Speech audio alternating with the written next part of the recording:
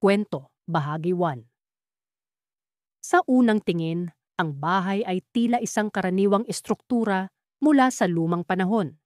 Isang bahay na may dalawang palapag, yari sa kahoy at tila may guwang na kaluluwa. Ako si Marco, isang property inspector na naglalakbay sa iba't ibang lugar upang suriin ang kalagayan ng mga bahay na matagal nang iniwan. Sa araw na ito, ang aking misyon ay simple. Suriin ang bahay na ito at tiyakin na ito ay ligtas para sa susunod na may-ari. Pagpasok ko pa lang, agad kong naramdaman ang bigat ng kasaysayan ng bahay. Ang sahig ay umuugong sa bawat hakbang ko, at ang hangin ay tila may dalang malamig na bulong mula sa nakaraan. Habang iniikot ko ang unang palapag, pinagmamasdan ko ang bawat sulok, mula sa mga pader hanggang sa mga bintana na may alikabok na tila hindi na nadampian ng liwanag ng araw. Habang pinagmamasdan ko ang sala, naramdaman ko ang kakaibang presensya, ngunit isinantabi ko ito. Sinimulan kong akyatin ang hagdan patungo sa ikalawang palapag, ngunit narinig ko ang mga yapak mula sa itaas. Huminto ako at nakiramdam. Ang tunog ay hindi likha ng hangin o ng lumang kahoy na sahig. Ito ay mga yapak ng tao. Kinuha ko ang aking flashlight at dahan-dahang bumalik sa unang palapag, pilit inaalis ang takot mula sa aking sistema. Ngunit ang mga yapak ay patuloy pa rin. Sa bawat hakbang kong palapit sa hagdan, mas lalo itong lumalakas at mas nagiging malinaw. Nakakatakot na isipin na may ibang tao sa bahay kasama ko. Ngunit bakit hindi ko siya nakita pagpasok ko pa lamang? Habang papalapit ako sa hagdan, narinig ko ang isang boses, isang bulong na halos hindi marinig. "Sino ka?" Tanong ng tinig, tila galing sa isang matandang lalaki. Nagdadalawang isip akong umakyat, ngunit ang aking kuryosidad ay mas malakas kaysa sa aking takot. Dahan-dahan kong inakyat ang hagdan. Bawat yapak ko ay tila isang pagsubok sa aking lakas ng loob. Pagdating sa ikalawang palapag, kakaiba ang pakiramdam. Parang may nakamasid sa akin. Ang mga pinto ng mga kwarto ay nakasarado, ngunit ang mga yapak ay nagmumula sa dulo ng pasilyo. Lumapit ako at naramdaman ko ang malamig na hangin na tila bumabalot sa akin. Sa dulo ng pasilyo, may isang lumang aparador. Nagdadalawang isip ako kung bubuksan ko ito, ngunit ang aking mga kamay ay tila may sariling isip. Binuksan ko ito at wala akong nakita, kundi alikabok at mga lumang damit. Ngunit ang mga yapak ay hindi tumigil. Sila ay nagpatuloy na parang nandyan pa rin ang taong naglalakad.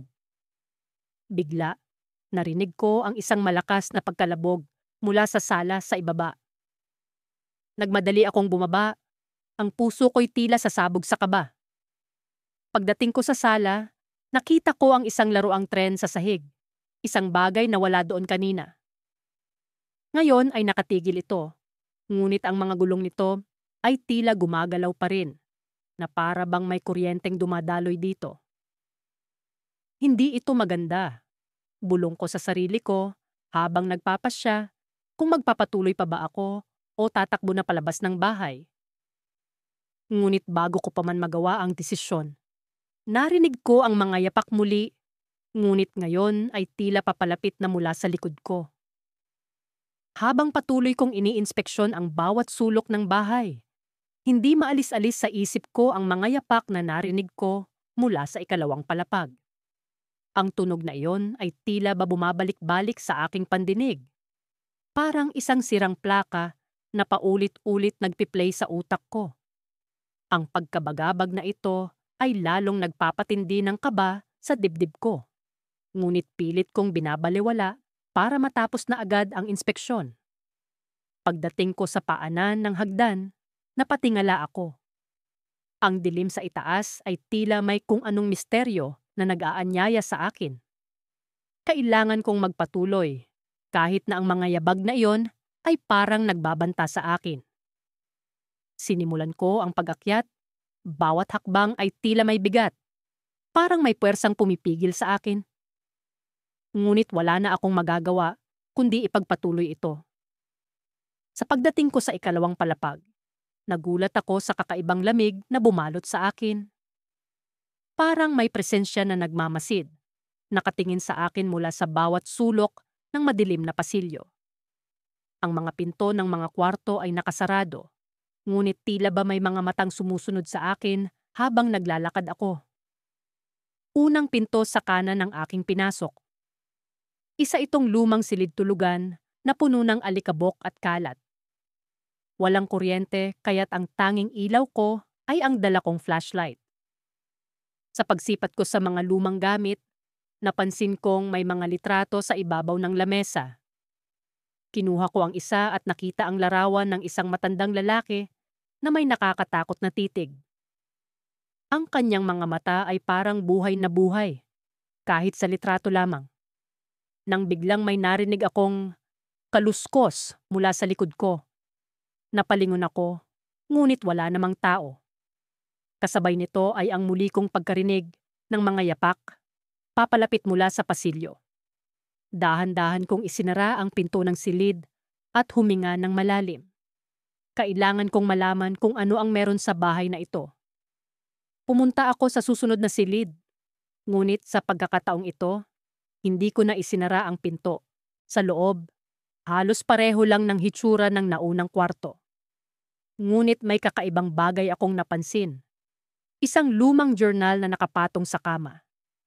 Binuksan ko ito at sinimulan ang pagbabasa.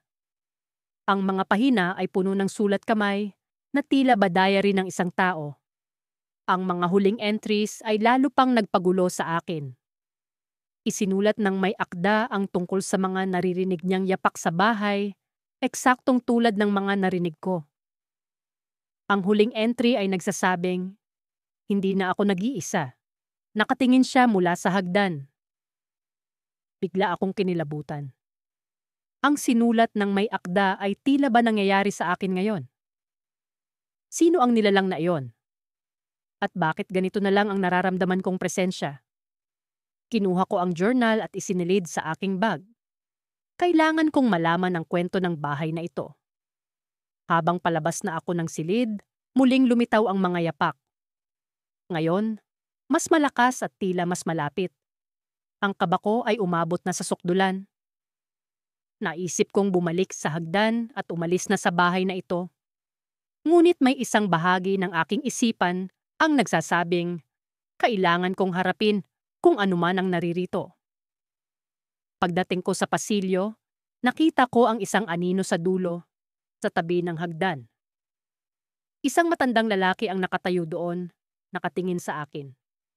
Ang kanyang mga mata ay malamlam at puno ng pighati. Hindi ako makagalaw sa kinatatayuan ko. Ang bawat parte ng katawan ko'y nanginginig sa takot. Ngunit sa kabila ng takot na nararamdaman, may kung anong puwersa ang nagtulak sa akin na lumapit. Anong kailangan mo? Tanong ko. Kahit hindi ko inaasahang sasagot ito. Ngunit sa aking pagkagulat, nagsalita siya. Hindi ko nais na mag-isa, sabi ng matanda. Ang boses ay tila nagmumula sa malayo. Biglang humina ang ilaw ng flashlight ko at unti-unting naglaho ang anyo ng matanda, kasabay ng muling pagbalik ng mga yabag. Sa pagkakataong ito, patungo na pababa sa hagdan.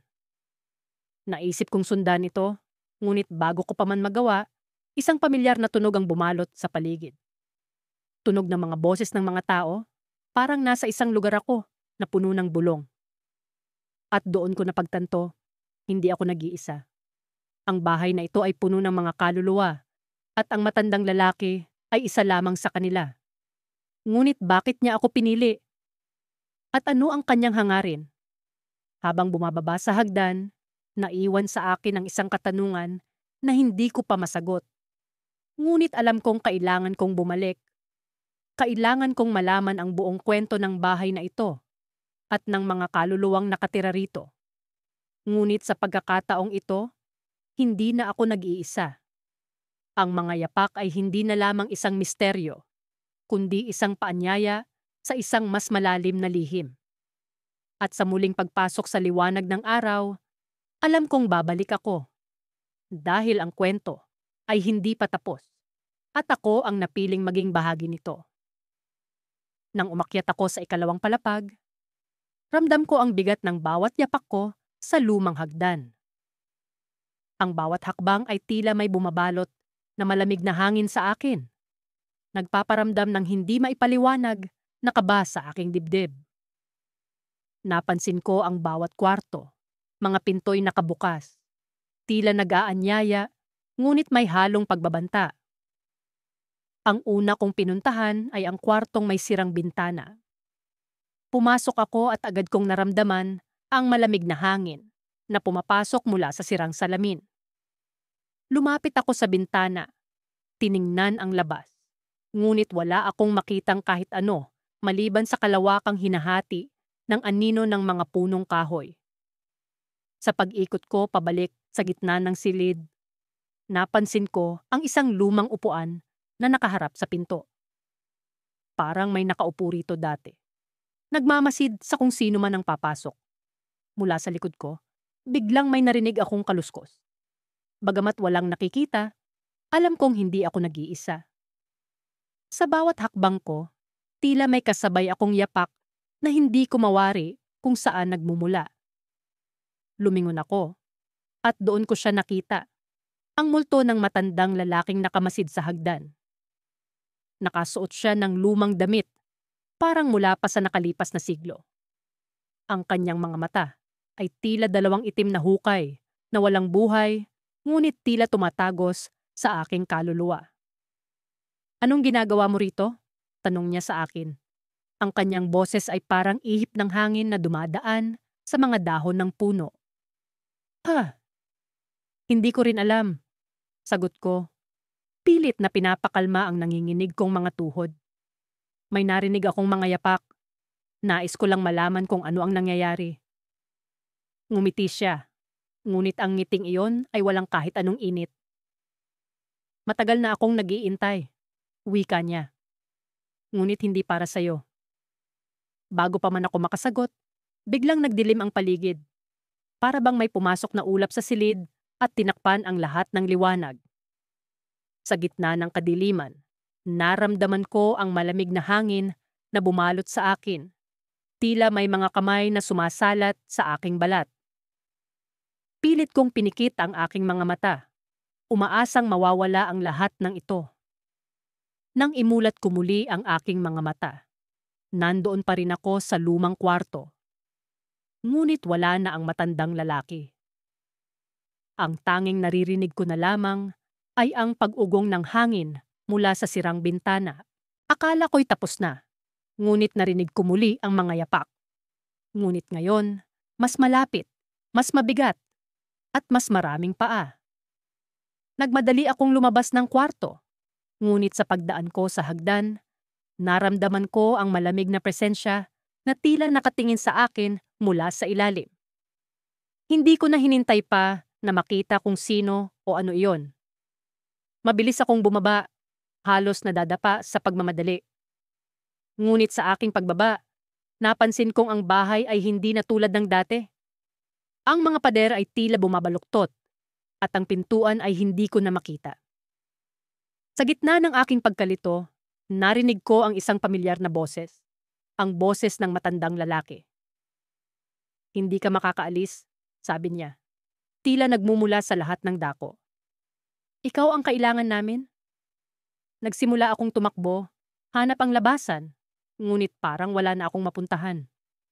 Ang bawat pintuan ay nagdadala lamang pabalik sa parehong silid, paulit-ulit, walang katapusan. Sa gitna ng gulo, napadpad ako sa sala at doon, nakita ko ang isang bagay na nagpahinto sa akin. Sa gitna ng sala ay may lamesa at sa ibabaw nito ay may nakabukas na libro. Lumapit ako at sa bawat pahina ay may mga larawan ng mga taong hindi ko kilala. Ngunit sa huling pahina, nakita ko ang sarili kong mukha. Nakatitig sa akin na parang isang babala. Nang tingnan ko ang paligid, naroon na naman ang matandang lalaki. Ngunit ngayon, hindi na siya nag-iisa. Maraming mga multo ang nakapaligid sa kanya. Lahat nakatingin sa akin na may parehong masamang hangad. Ang kanilang mga mata ay puno ng lungkot at galit, na parang sinisisi ako sa isang bagay na hindi ko maintindihan. Ito ang iyong tahanan ngayon, sabi ng matandang lalaki. Ang kanyang boses ay puno ng puot at kalungkutan. Sa puntong iyon, napagtanto ko na ang mga yapak na naririnig ko ay hindi lamang guni-guni. Isa itong babala sa isang kasunduan na hindi ko pa nauunawaan. Ngunit bago ko pa man makapag-isip ng paraan upang makalabas, unti-unti akong nilamon ng kadiliman habang ang mga yapak ay patuloy na lumakas, palapit ng palapit, hanggang wala nang natira, kundi ang katahimikan at takot. At doon ko napagtanto, ang kwento ko ay nagsisimula pa lamang. Sa kabila ng dilim na unti-unting bumabalot sa bawat sulok ng bahay, pinilit kong ikalma ang aking sarili. Ang bawat yapak na naririnig ko mula sa ikalawang palapag ay tila ba inuukit ang takot sa aking puso. Ngunit naroon din ang isang kakaibang pag-usisa na nagtutulak sa akin upang alamin ang katotohanan. May tao ba talaga roon?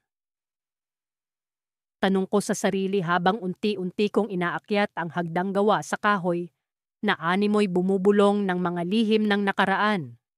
Sa bawat hakbang, nararamdaman ko ang bigat ng hangin na bumibigat sa aking dibdib. Para bang may puwersang humahadlang sa akin na ituloy ang aking balak. Ngunit sa kabila ng lahat, hindi ko mapigilan ang pag-usisa. Baka naman may makatwirang paliwanag sa lahat ng ito. Bulong ko sa sarili, pilit na pinapakalma ang nanginginig kong mga kamay. Ngunit sa kaloob-looban ko, alam kong hindi pangkaraniwan ang mga nagaganap. Ang mga yapak na naririnig ko ay tila ba may sariling buhay at ako'y kanilang inuusig.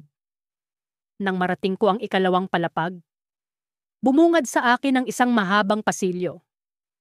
Sa dulo nito, may isang pintuan na bahagyang nakaawang, tila ba nag-aanyaya sa akin na lumapit. Lumapit ako, dahan-dahang binuksan ang pinto, at sa loob, nakita ko ang isang silid na puno ng mga lumang kasangkapan at mga alaala ng nakaraan. Sa silid na iyon, may isang salamin na nakasabit sa pader. Ang refleksyon ko'y waring nagtatago sa mga anino ng nakaraan. Habang tinititigan ko ang aking sarili sa salamin, biglang may lumitaw na imahe sa aking likuran. Isang matandang lalaki na nakamasid sa akin mula sa hagdan. Ang kanyang mga matay, tila ba puno ng mga lihim na hindi ko maintindihan. "Anong ginagawa mo rito?" tanong niya. Ngunit ang kanyang boses ay parang bulong lamang ng hangin. Hindi ko alam kung paano ako makakasagot. Ang takot at pagkabigla ay naghalo sa aking sistema. Gusto kong magtanong, ngunit tila ba napakabigat ng aking dila para bumigkas ng kahit isang salita.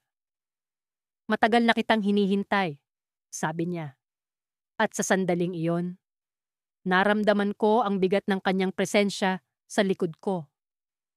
Ang kanyang mga matay tila ba bumabaon sa aking kaluluwa at sa kabila ng takot, may bahagi sa akin na gustong malaman kung bakit niya ako hinihintay.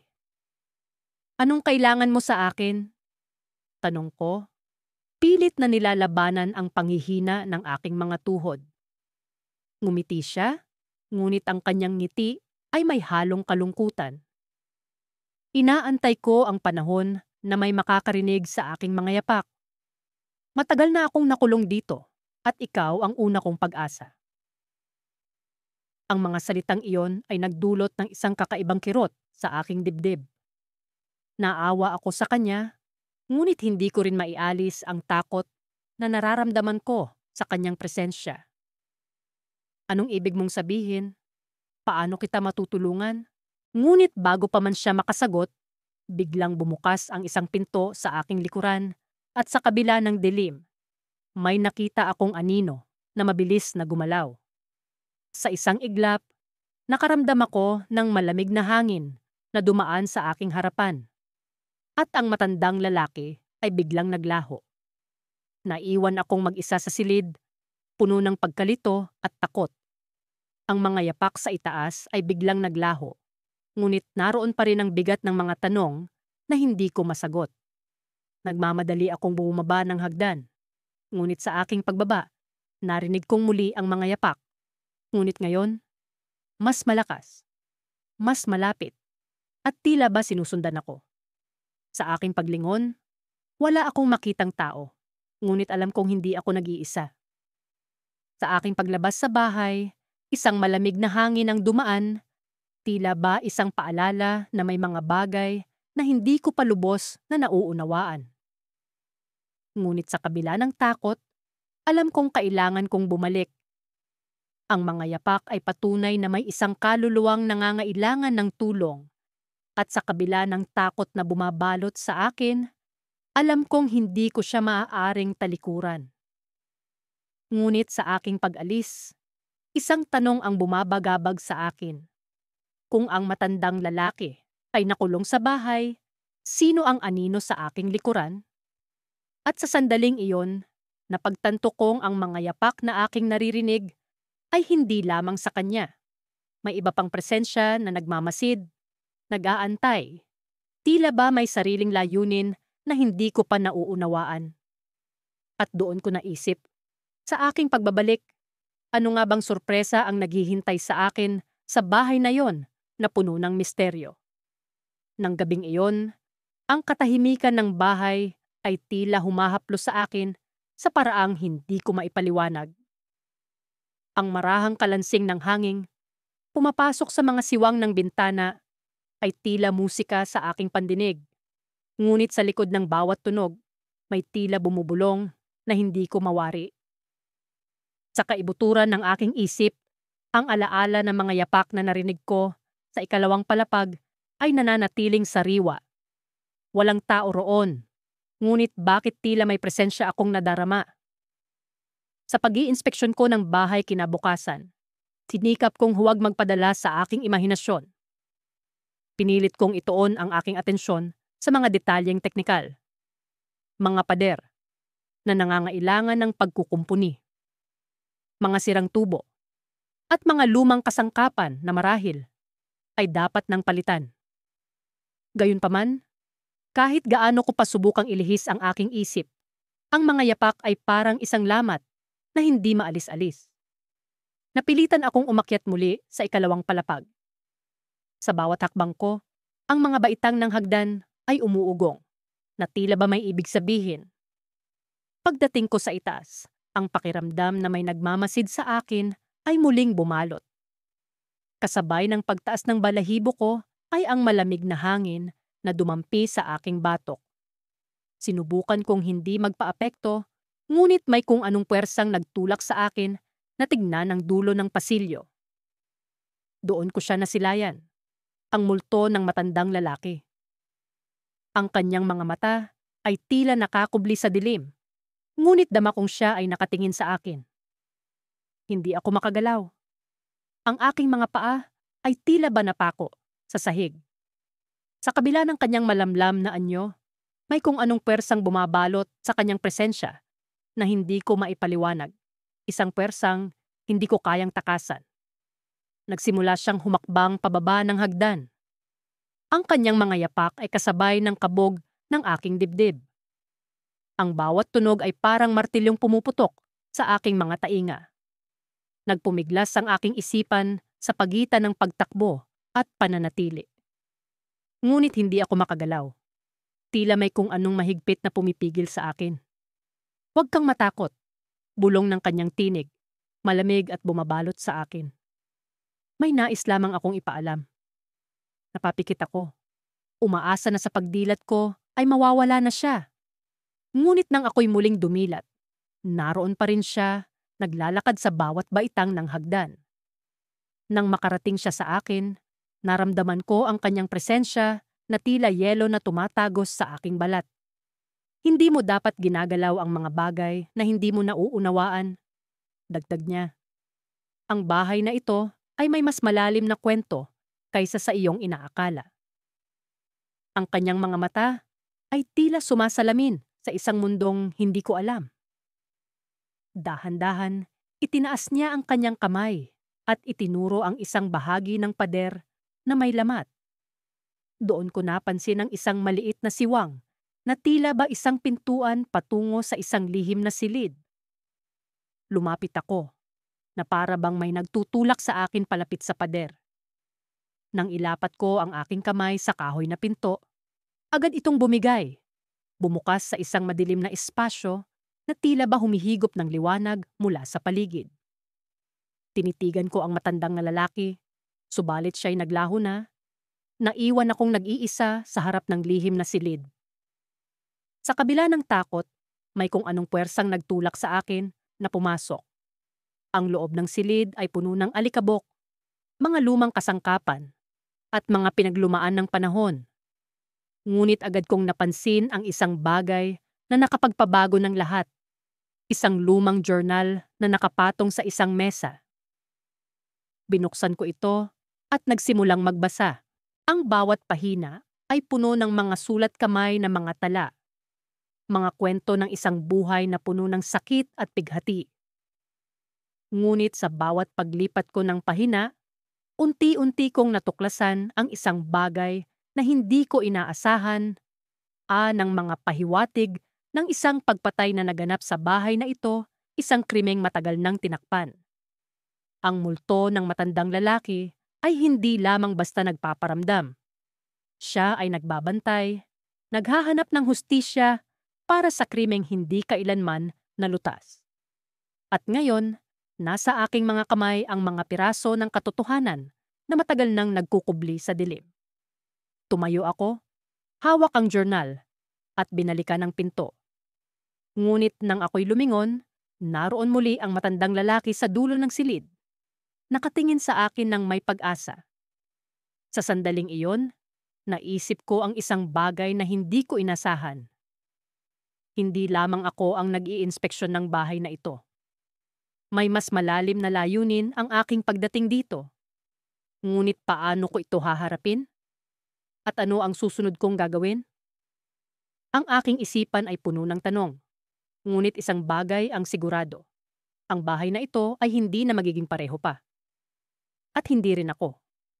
Ang malamig na hangin ay tila sumisipol sa mga siwang ng lumang bahay na ito na nagdadala ng di maipaliwanag na kilabot sa aking kalamnan.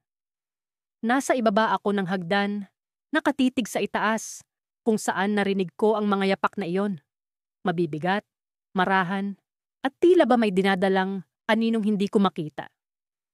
Ang hagdan ay parang isang tulay patungo sa hindi kilalang mundo.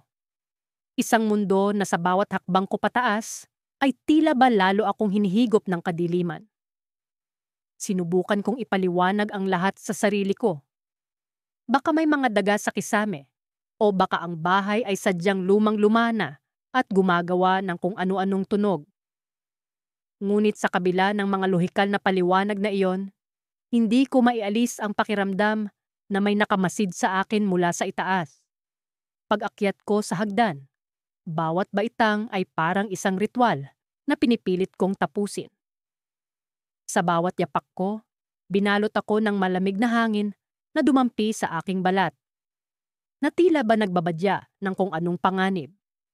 Nang makarating ako sa dulo ng hagdan, huminto ako saglit. Tinitigan ang madilim na koridor na bumungad sa akin. Sa kanan, ang pinto ng lumang silid tulugan ay bahagyang nakabukas. Ang pinto ay tila ba nag-aanyaya, ngunit sa likod ng anyayang iyon ay may nakatagong banta. Naglakad ako papunta roon, dahan-dahan, habang ang bawat hakbang ay nagiiwan ng ingay na tila ba nag-eesyo sa bawat sulok ng bahay. Pagdating ko sa harap ng pinto, huminga ako ng malalim bago ko ito tuluyang binuksan. Sa loob, ang silid ay puno ng alikabok at lumang muebles na natatakpan ng puting tela. Ang bintana ay bahagyang bukas. Pinapapasok ang malamig na simoy ng hangin na nagdadala ng mga dahon mula sa labas. Ang mga kurtina ay sumasayaw sa hangin at ang mga anino sa dingding ay tila may sariling buhay. Napatingin ako sa sulok ng silid, kung saan may nakatayo na isang lumang aparador. Ang mga pinto nito ay bahagyang nakabukas, at sa likod ng maliit na siwang na iyon ay may aninong gumagalaw. Lumapit ako. Pakiramdam ko'y may isang bagay na nagtutulak sa akin para alamin kung ano ang naroon. Nang buksan ko ang aparador, wala akong nakita, kundi ang mga lumang damit na tila ba hindi na ginamit ng napakatagal na panahon. Subalit, sa likod ng mga damit, may nakatagong maliit na kahon. Inabot ko ito, hawak-hawak ng nanginginig kong mga kamay. Nang buksan ko ang kahon, bumungkad sa akin ang isang lumang litrato, isang litrato ng isang matandang lalaki na nakasuot ng antigong damit. Ang mga mata ng matandang lalaki sa litrato ay tila ba nakatingin sa akin, sinusundan ang bawat galaw ko. Bigla kong naramdaman ang pagkakaroon ng presensya sa likod ko, isang malamig na hininga na dumampi sa aking batok. Napalingon ako, ngunit wala akong nakita. Nang balikan ko ang litrato, napansin kong may mga nakasulat sa likod nito.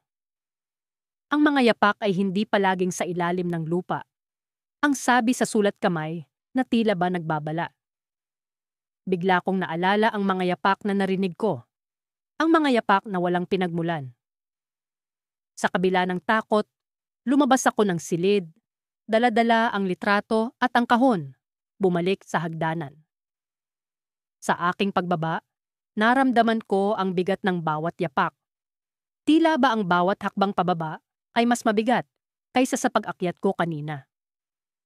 Nang makarating ako sa pinakababa, napansin kong may mga yabag na basa sa sahig. Mga yabag na patungo sa pinto sa likod ng bahay. Sinundan ko ang mga yabag na yon na nauwi sa isang lumang silid na tila ba hindi na binubuksan. Ang mga yabag ay nagtapos sa harap ng pinto at sa ibabaw nito ay may nakasulat na mga salitang hindi ko maintindihan. Binalot ako ng hindi maipaliwanag na takot habang naramdaman ko ang malamig na simoy ng hangin na dumaan sa paligid ko. Biglang bumukas ang pinto ng mag-isa. Bumungad ang isang dilim na hindi ko maipaliwanag. At sa kabila ng dilim na iyon, may isang figura na dahan-dahang lumitaw. Isang figura ng matandang lalaki mula sa litrato. Nakatingin sa akin ng diretso sa mga mata. Ngunit bago pa man ako makagalaw, biglang nagsara ang pinto at ang buong bahay ay binalot ng katahimikan. Natagpuan ko ang aking sarili na nakatayo sa gitna ng dilim. Ang mga yabag ay unti-unting nawawala at naiwan akong nag-iisa, humihingal at hindi makapaniwala sa aking nasaksihan. Sa kabila ng lahat, hindi ko maiwasang isipin ano ang tunay na koneksyon ko sa bahay na ito at sa matandang lalaking iyon. Ano ang lihim na nakatago sa likod ng mga yapak na iyon? At sa mga tanong na iyon, napagtanto ko na ang mga sagot ay nasa bahay na ito. Naghihintay lamang na matuklasan. Ngunit handa ba akong harapin ang katotohanan? Habang patuloy kong iniinspeksyon ang bawat sulok ng lumang bahay na ito, isang malamig na hangin ang dumampi sa aking batok. Parang may mga matang nakamasid sa akin. Mga matang hindi ko makita, ngunit ramdam ko ang kanilang presensya. Ang dilim ng gabi ay tila naging mas makapal. Bumibigat ang bawat hakbang ko sa sahig na yari sa kahoy, na parang tinutulak pababa ng isang di maipaliwanag na puwersa. Sa pag-akyat ko muli sa hagdan, hindi ko maiwasang bumalik sa nangyari kanina. Narinig ko ang yapak sa itaas kahit walang ibang tao roon. Ngunit ngayon, sa pag-akyat ko, tila mas mabigat ang bawat yapak ko. Parang hinihigop ng sahig ang aking mga paa. Ang pagngit-ngit ng lumang kahoy ay tila bumubulong ng isang babala. Sa pagdating ko sa ikalawang palapag, muling bumungad sa akin ang mga pinto ng mga silid na tila nag-aanyaya ngunit nakakatakot pasukin. Tumigil ako sa tapat ng isang silid na hindi ko pa nasusuri. Ang pinto nito ay bahagyang nakabukas. Parang may nag-aabang sa likod nito. Huminga ako ng malalim, pilit na pinapakalma ang sariling puso na tila nagwawala sa kaba. Pagpasok ko sa loob, agad kong naramdaman ang malamig na simoy na tila dumadaan mula sa bawat sulok ng silid. Ang mga kurtina ay bahagyang gumagalaw kahit walang hangin. Napansin ko ang isang lumang aparador sa dulo ng kwarto. Tila nakalak ang lahat ng mga drawers nito.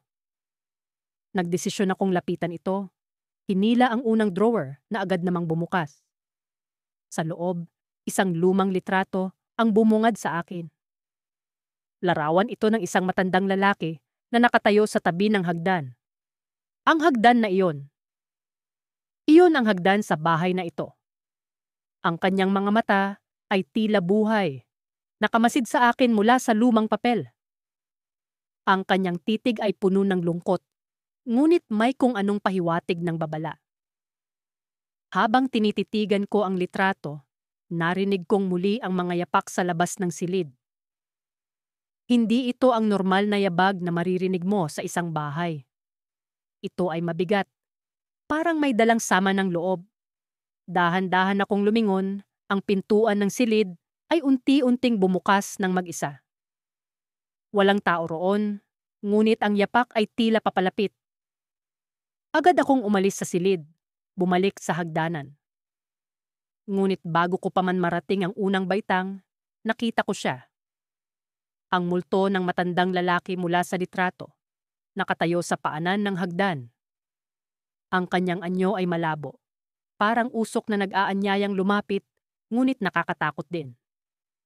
Ang kanyang mga mata ay nagbabaga sa isang paraan na hindi ko maipaliwanag. "Bakit ka nandito?" tanong niya.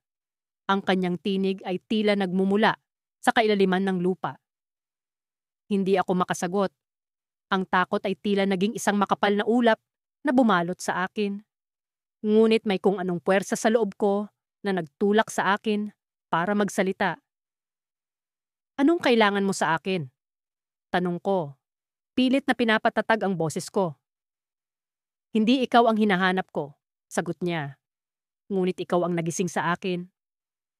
Bago ko pa man siya matanong muli, bigla siyang naglaho. Ngunit ang yapak ay patuloy na naririnig. Papalapit sa akin. Agad akong bumaba ng hagdan, patungo sa pintuan ng labasan. Kailangan kong makaalis dito. Ngunit ang sahig ay tila naging mas mahirap apakan, parang kumakapit sa aking mga paa. Habang papalabas ako, isang malamig na hangin ang muling dumampi sa akin. Bumagsak ako sa lupa, at sa huling sandali, bago ako mawalan ng malay, narinig ko ang bulong ng matandang lalaki. Babalik ako. Sa tamang panahon. Nagising ako sa ospital. Sinabi ng doktor na may nakakita raw sa akin sa labas ng bahay, walang malay at duguan ng ulo. Ngunit hindi ko maalala kung paano ako nakalabas. Ang mga alaala ng gabing iyon ay parang isang masamang panaginip na ayaw mawala. Habang nakahiga ako roon, isang pakiramdam ng pagkabalisa ang bumalot sa akin. Ang multo ng matandang lalaki ay hindi pa tapos sa akin. At sa kabila ng takot, alam kong kailangan kong bumalik sa bahay na iyon. Ngunit hindi ko alam kung ano ang aking haharapin sa aking pagbabalik. Ang mga yapak sa ikalawang palapag ay hindi lang basta multo. May mas malalim pang dahilan kung bakit ako ang kanyang napili. Nang gabing iyon, ang paligid ng lumang bahay ay tila mas malamig kaysa dati. Ang hangin ay humahaplos sa aking balat. Dala ang amoy ng antigong kahoy at alikabok na tila pumapait sa aking bibig. Nag-aalangan akong pumasok sa loob, ngunit ang aking kuryosidad at tungkulin bilang isang inspektor ng mga lumang ari-arian ay hinila ako papasok. Kahit pabaon ko ang hindi maipaliwanag na kaba. Pagpasok ko sa bahay, agad akong sinalubong ng nakabibinging katahimikan. Nagsimula akong maglibot. Sinisiyasat ang bawat sulok ng unang palapag. Ang mga lumang kasangkapan at dekorasyon ay tila nagkukuwento ng mga nakalipas na panahon. Ngunit sa kabila nito, ramdam ko ang bigat ng isang hindi nakikitang presensya na bumabalot sa akin. Nang marating ko ang paanan ng hagdan, muling bumalik ang pamilyar na pakiramdam ng pagkakaroon ng iba pang tao sa bahay. Sa pagkakataong ito, mas malakas at mas malinaw ang yapak na naririnig ko mula sa ikalawang palapag. Ang tunog ng mga paa na tila ba may ritual na sinusundan sa paggalaw ay nagpatayo ng aking balahibo. Ano nga bang meron sa itaas? Tanong ko sa sarili habang unti-unting umaakyat sa hagdan. Bawat hakbang ay parang may kasama pang bigat ng mga nakaraan. Sa kabila ng takot na bumabalot sa akin, may bahagi ng aking kaisipan na nag-uudyok na tapusin ang misteryong bumabalot sa bahay na ito. Pagdating ko sa itaas, bumungad sa akin ang mahabang pasilyo na puno ng mga lumang pintuan. Ang bawat pintuan ay tila nag-aanyaya o nagbabanta. Hindi ko mawari. Subalit ang aking atensyon ay nahatak sa dulong bahagi ng pasilyo kung saan tila mas malakas ang mga yapak. Habang papalapit ako sa dulo, napansin kong may bahagyang liwanag na nanggagaling sa siwang ng huling pintuan. Dahan-dahan kong binuksan ito at bumungad sa akin ang isang kwartong tila hindi na nagalaw sa mahabang panahon. Sa gitna ng kwarto ay naroon ang isang lumang silya at sa itaas nito ay nakabitin ang isang lumang lampara na bahagyang nagbibigay ng liwanag sa paligid. Sa kabila ng katahimikan, naramdaman ko ang malamig na dampi ng hangin sa aking batok. Napalingon ako at sa gilid ng aking paningin ay nakita ko ang isang anyo, isang matandang lalaki na nakamasid sa akin mula sa hagdan. Ang kanyang mga mata ay tila puno ng hinanakit at puot, bagay na nagpatibok ng aking puso sa kaba. Hindi ko alam kung paano ako nakagalaw, ngunit naramdaman kong unti-unti akong umatras, pilit na iniiwasan ang kanyang titig. Sa aking pag-atras, aksidente kong natamaan ang lampara, dahilan upang ito'y mahulog at madurog sa sahig.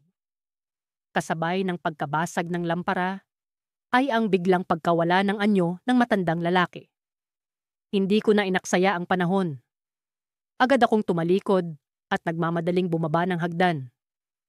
Ngunit sa aking pagmamadali, isang bagay ang aking napansin. Ang mga yapak ay hindi na nagmumula sa itaas, kundi mula sa ibaba, mula sa direksyon ko.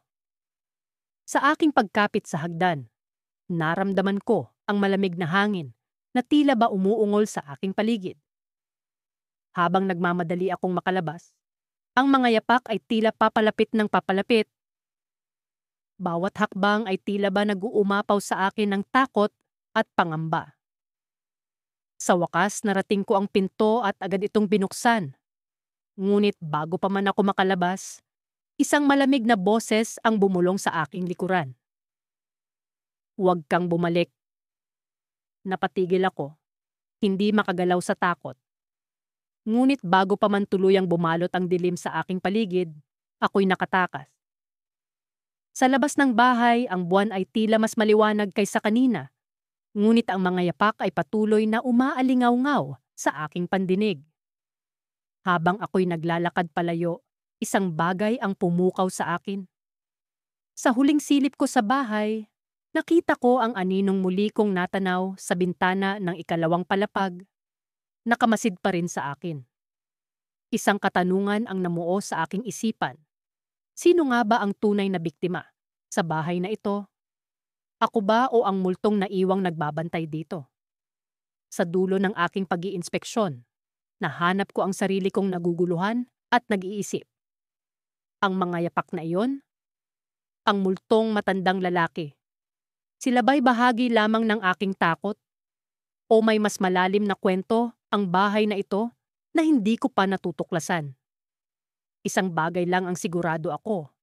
Hindi pa ito ang katapusan ng aking kwento. At sa muling pagbabalik ko, may mga tanong na kailangan ng kasagutan. Ngunit sa ngayon, ang misteryo ng mga yapak sa ikalawang palapag ay nanatiling gumugulo sa akin, isang palaisipan na nag-iiwan ng isang nakabibingging katahimikan. Ang dilim ng gabing iyon ay tila may sariling buhay. Bumabalot sa buong bahay na animoy may itinatagong lihim. Pakiramdam ko'y unti-unti itong kumakalma. Humihinga kasabay ng bawat hakbang ko. Kahit pa paulit-ulit ko nang sinasabi sa sarili kong wala akong dapat katakutan. Ang malamig na hangin na dumadampi sa aking balat ay tila nagsasalita ng ibang kwento. Mula sa kinaroroonan ko, sa salas, tanaw ko ang hagdanang patungo sa ikalawang palapag. Ang bawat yapak na naririnig ko mula roon ay tila ba naguudyok sa akin na umakyat at makita kung ano ang naroon. Ngunit sa kabila ng aking kagustuhan, hindi ko magawang igalaw ang aking mga paa. May bahagi sa akin na nagsasabing, naroon ang kasagutan sa lahat ng katanungan ko. Ngunit may isa pang boses na tila nagbabantang huwag akong umakyat. Tiningnan ko ang relo sa aking pulso. 2:00 ng madaling araw. Ang oras na kung saan ang mga kaluluwa ay sinasabing malayang gumagala sa mundo ng mga buhay. Isang kalabog mula sa itaas ang pumukaw sa aking pandinig. Para akong naingkanto, nawala sa sarili habang nakatingin sa hagdan. Inaasahang may masisilayang anino ng kung sino mang naglalakad roon. Huminga ako ng malalim at sinikap na buuin ang lakas ng loob ko. Ang bawat hakbang ko ay may kasamang kaba. Tila ba hinahaplos ang kaluluwa ko ng isang hindi nakikitang kamay na malamig at mapangahas. Sa pag-akyat ko sa hagdan, naramdaman ko ang bigat ng bawat yapak. Parang may nagmamasid sa akin, isang presensyang hindi ko maipaliwanag, ngunit alam kong nariyan. Pagdating ko sa itaas, inabutan ako ng mahinang liwanag mula sa bintana. Ang sinag ng buwan ay sapat upang mabigyang linaw ang paligid. Nakita ko ang makakapal na alikabok sa kahabaan ng pasilyo at ang mga pintuang nakapinid na tila ba matagal nang hindi nabubuksan. Ngunit sa kabila ng lahat ng ito, wala akong nakita ni isang tao. Tila ba pinaglalaruan ako ng sarili kong isipan. Ngunit hindi ako nagpaapekto. Itinuloy ko ang pag-iinspeksyon sa bawat silid. Ang unang kwarto ay puno ng mga lumang kasangkapan. Mga alaala ng nakaraan na tila nagkukwento ng isang buhay na matagal nang nagwakas. Sa ikalawang silid, naroon ang mga larawan ng isang pamilyang nagdaang panahon. Mga ngiti at saya na ngayon ay mistulang mga multo na lamang ng kanilang dating anyo. Sa bawat silid na binubuksan ko, nararamdaman ko ang bigat ng mga matang nagmamasid mula sa likuran ko. Alam kong hindi ito bunga ng aking imahinasyon. May isang bagay o isang tao na naririto sa akin. Ang tanong na lamang ay kung ano o sino ito. Pagdating ko sa dulo ng pasilyo, napansin ko ang isang pinto na bahagyang nakasiwang. Ang malamig na simoy ng hangin ay nagmumula rito na tila inaanyayahan akong lumapit. Pinasya kong buksan ito ng tuluyan at bumungad sa akin ng isang lumang aklatan. Ang mga istante ay puno ng mga aklat na tila babihira ng madampian ng kamay. Ngunit higit sa lahat, ang bumungad sa akin ay ang isang lumang upuan sa gitna ng silid. Doon, tila ba nakaupo ang isang anyo, isang aninong hindi ko maintindihan kung totoo o isa lamang bangungot. Ang anyo ng isang matandang lalaki, nakamasid sa akin habang nakaupo sa upuan. Hindi ko maaninag ang kaniyang mukha, ngunit ang kaniyang presensya ay naghatid ng kakaibang kilabot sa akin. Tila ba ako'y nakalutang sa pagitan ng katotohanan at imahinasyon. Habang naglalakad ako, papalapit sa kanya, bigla niyang itinaas ang kaniyang kamay at itinuro ang isang bagay sa itaas ng mga aklatan. Isang lumang orasan na nakasabit at ang oras ay nakapako sa 2:00, ang oras ng mga kaluluwa. Bigla kong narinig muli ang mga yapak, ngunit sa pagkakataong ito, mula sa likuran ko. Lumingon ako, ngunit wala akong nakita. Nang bumalik ang aking tingin sa upuan, wala na rin ang matandang lalaki. Kinilabutan ako at napaatras sa gulat. Ngunit sa aking pag-atras, napansin ko ang isang bagay na bumagsak mula sa itaas ng aklatan. Isang lumang litrato. Pinulot ko ito at kinilabutan sa aking nakita. Ang larawan ay ng isang batang lalaki at ang matandang lalaking nakita ko kanina. Ang bata sa larawan ay ako. Isang alingawngaw ng halakhak ang umalingawngaw sa paligid. At sa isang iglap, namatay ang lahat ng ilaw sa bahay. Ang kadiliman ay bumalot sa akin at naramdaman ko ang malamig na kamay na humawak sa balikat ko. Isang boses ang bumulong sa aking likuran. Matagal na kitang hinihintay. Ako'y naglalakad sa lumang bahay na ito. Ang mga yapak ko'y bumibigat sa bawat hakbang. Ang liwanag ng araw ay halos hindi makapasok sa makakapal na kurtina. At ang bawat silid ay puno ng alikabok at alaala ng nakaraan. Sa ikalawang palapag, naroon ang mga kwartong tila mga lihim na nag-aabang na mabunyag. Ngunit ang pinakanakakakilabot ay ang hagdanan. Ang hagdanang iyon na tila may sariling buhay.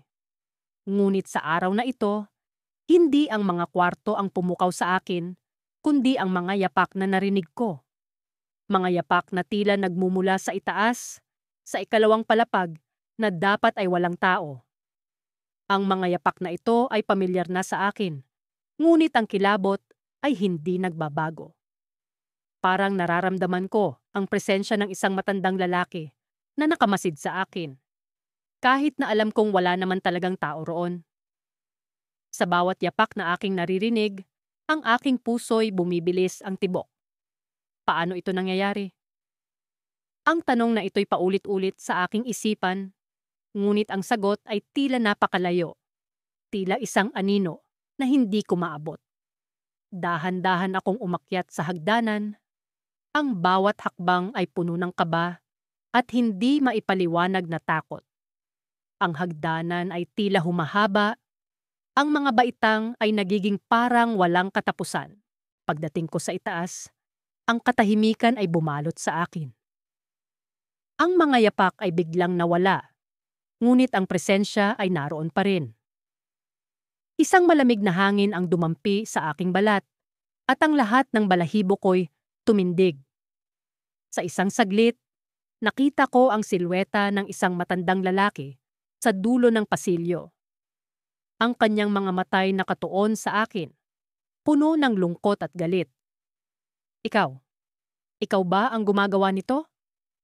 Tanong ko, ngunit alam kong walang sagot na darating. Ang kanyang anyo'y tila usok na unti-unting naglalaho.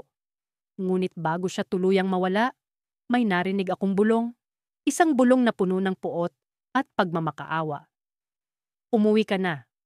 Umuwi ka na, ang sabi ng tinig. Malamig at puno ng hinanakit. Ang aking utak ay naguguluhan. Hindi ko alam kung bakit ako ang pinili ng multong ito. Ano ang kanyang kailangan sa akin? Ano ang kanyang kwento? Ngunit bago ko pa man masagot ang mga tanong na ito, isang malakas na kalabog ang aking narinig mula sa ibaba. Ang aking isip ay naguluhan at dali-dali akong bumaba upang tingnan kung ano iyon. Pagbaba ko, nakita kong ang pinto ng lumang aparador ay nakabukas na, kahit na alam kong ito'y sarado kanina. Sa loob nito'y may isang lumang litrato, isang larawan ng batang lalaki na nakangiti, ngunit ang kanyang mga mata ay tila puno ng kalungkutan. Ang batang lalaki sa larawan, siya ba ang dahilan ng lahat ng ito?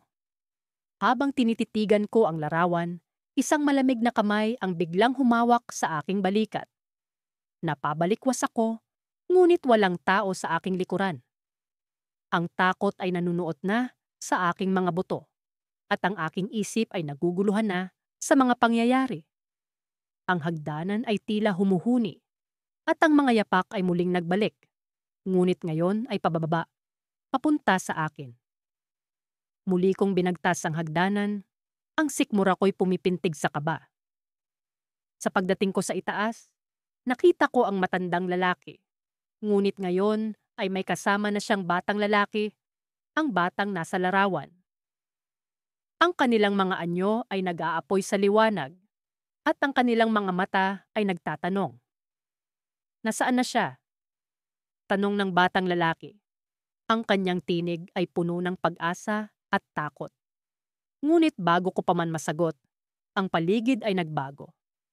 Ang mga dingding ng lumang bahay ay naglaho at ako'y nasa gitna ng isang kagubatan.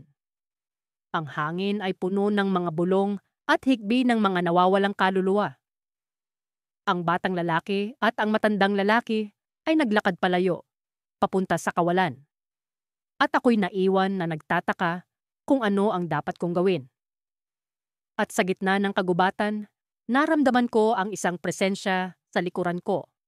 Isang presensya na hindi ko maipaliwanag, ngunit alam kong ito'y palapit ng palapit.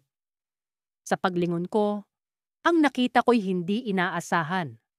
Ang aking sariling anino, ngunit ang mga mata nito'y ibang-iba. Puno ito ng mga lihim na hindi ko pa natutuklasan, at ang mga ito'y nag-aalab sa galit at hinanakit.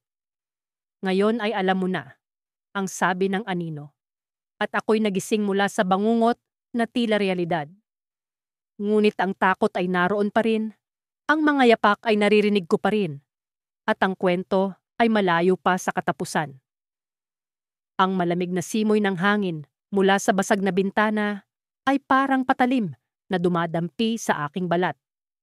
Sa pagpatay ng ilaw sa paligid, lalo kong naramdaman ang bigat ng dilim na bumabalot sa bawat sulok ng bahay na ito.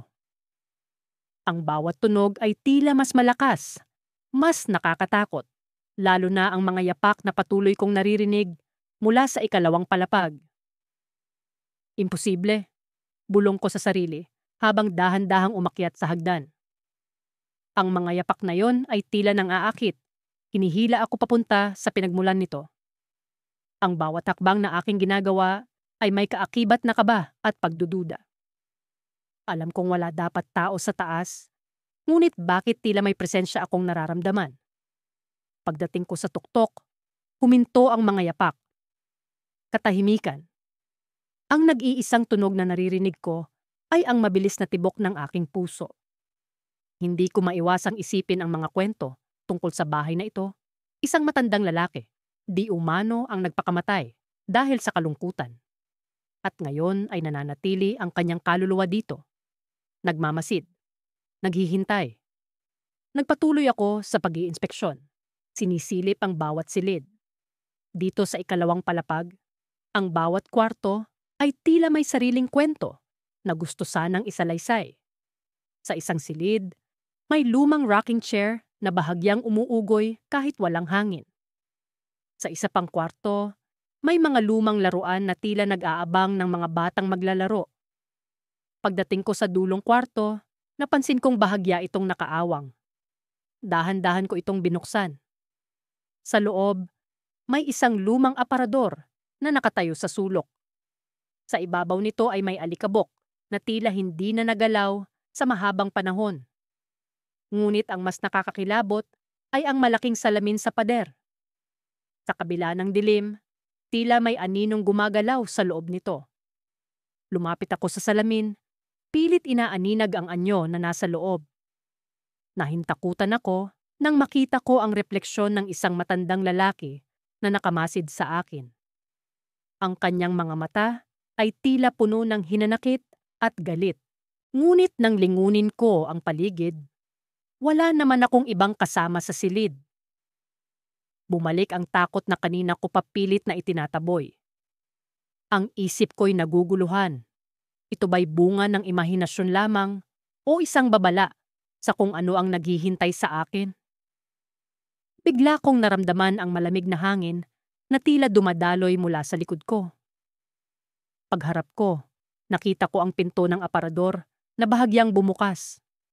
Ang dilim sa loob ay tila humihigop ng liwanag mula sa paligid. Napalunok ako, sinubukan kong ipunin ang lakas ng loob para lumapit. Sa bawat hakbang, naramdaman ko ang bigat ng hangin na tila pumipigil sa akin. Pagdungaw ko sa loob ng aparador, nakita ko ang isang lumang kahon na puno ng mga sulat. Kinuha ko ito at binuksan. At doon ko nakita ang mga liham na puno ng pangungulila at pagdadalamhati. Ang mga ito'y mula sa isang lalaking nawalan ng lahat, pamilya, bahay, pag-asa. Ngunit sa ilalim ng mga liham, may isang lumang litrato na agad kong nakilala. Ang matandang lalaki sa refleksyon. Siya rin ang nasa litrato. Siya ang dating may-ari ng bahay. Biglang bumalik ang mga yapak. Ngunit ngayon ay tila nagmamadali. Papalapit sa akin. Naramdaman ko ang malamig na hangin na bumalot sa akin at ang boses na tila nanggagaling sa lahat ng direksyon. Bakit ka nandito? Ang tanong na iyon ay puno ng galit at lungkot. Hindi ko alam kung paano ako tutugon. Ang tanging alam ko, kailangan kong makaalis. Nagmadali akong bumaba ng hagdan. Ang pintig ng puso ko'y parang kulog sa aking pandinig. Ngunit bago pa man ako makalabas, naramdaman ko ang malamig na kamay na pumigil sa aking balikat. Napalingon ako at doon ko nakita ang matandang lalaki. Nakatayo sa paanan ng hagdan. Ang kanyang mukha ay puno ng hinanakit, ngunit sa kanyang mga mata ay may kakaibang kalungkutan na tila sumisigaw ng tulong. Bumalik ka? Ang sabi niya. Ang tinig ay mahina, ngunit puno ng puwersa. May kailangan kang malaman. Napalunok ako. Hindi ko alam kung ano ang susunod na gagawin. Ang isip ko'y puno ng katanungan. Ano ang kanyang naisipahiwatig? Bakit niya ako pinipigilan? Ngunit bago ko pa man maproseso ang lahat, biglang nagsara ang pinto sa likod ko. At sa isang iglap, nawala ang matandang lalaki. Naiwan akong nag-iisa sa kadiliman. Nakatayo sa gitna ng isang bahay na puno ng lihim. At sa sandaling iyon, napagtanto ko na ang tunay na kwento ng bahay na ito ay higit pa sa mga yapak at bulong. May mas malalim na sugat na kailangang hilumin at tila ako ang napiling magbukas ng pinto patungo sa katotohanan. Ngunit handa ba akong harapin ito? Sa dilim ng gabing iyon, ang tanging kasagutan ay tila nagkukubli pa rin sa mga anino.